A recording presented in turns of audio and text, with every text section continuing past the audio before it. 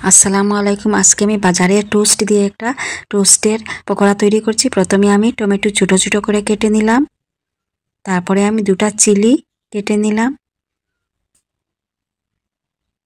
তারপরে একটা শিমও কেটে দিলাম ছোট ছোট টুকরা করে, তারপরে আমি পেঁয়াজ ছোট ছোট টুকরা করে কেটে নিলাম, পেঁয়াজটাকেও ছোট ছোট টুকরা করে কেটে নিলাম। তারপরে আমি চালের গুঁড়োর মধ্যে আমি একটু সবটাকে একটু একটু করে দিয়ে একটু জল দিয়ে একটা পেস্ট তৈরি করে নিলাম। একদম সফট একটা পেস্ট হয়ে গেল। তারপর আমি এটাকে রেখে দিলাম, পেস্টটাকে তৈরি করে রেখে দিলাম।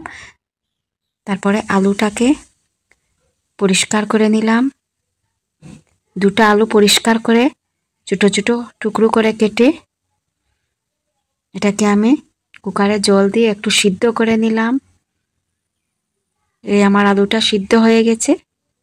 এখন আমি আলু, টমেটো, পেঁয়াজ, কাঁচামরিচ, শিম দিয়ে হাত দিয়ে মেখে একদম নিমালিশ করে মেখে এটাকে আমি ভর্তা তৈরি করলাম।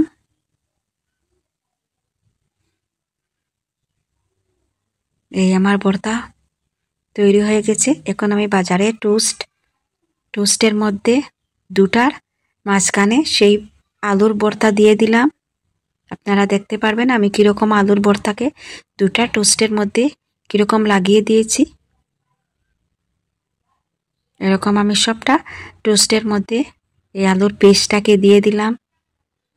এই রেসিপি আপনি ঘরে তৈরি করতে পারেন, খেতে অনেক স্বাদ, একদম নয়া রেসিপি। আর যদি আমার চ্যানেলটাকে আপনার ভালো লাগে সাবস্ক্রাইব করে দিবেন। এরকম হয়ে গেল। এবারে আমি সেই চালের পেস্টটাকে মধ্যে আমি আর এই টোস্টটাকে চারিদিকে সুন্দর করে লেগে দিলাম, চারিদিকে সুন্দর করে এই পেস্টটা দিয়ে দিলাম, পেস্ট চারিদিকে দিয়ে দিলাম সুন্দর করে। আপনারা দেখতে পারবেন।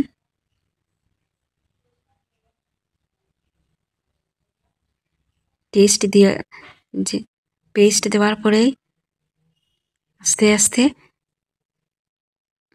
টোস্টটা একদম নরম সফট হয়ে যায়।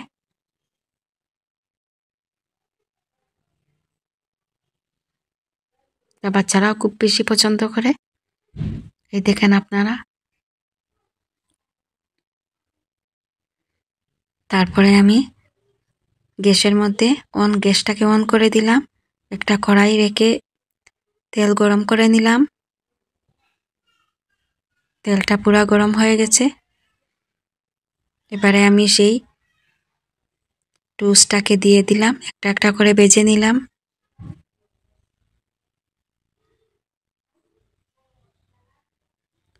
আমি চামচ দিয়ে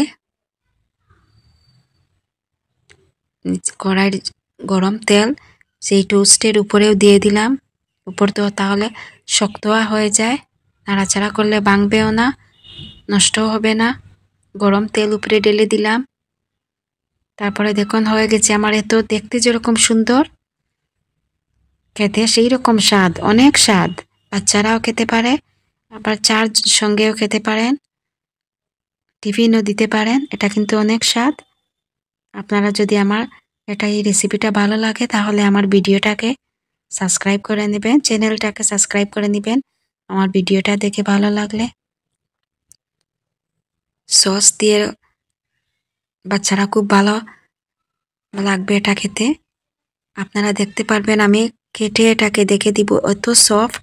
ফ্রাই করার পরে বুঝেও যায় না যে এটা টোস্ট নাকি, এত স্বাদ। আপনারা যদি একবার ঘরে ট্রাই করেন আপনারা দেখতে পারবেন অনেক স্বাদ, অনেক অনেক বেশি স্বাদ। সফট, একদম সফট হয়ে গেছে। আসসালামু আলাইকুম।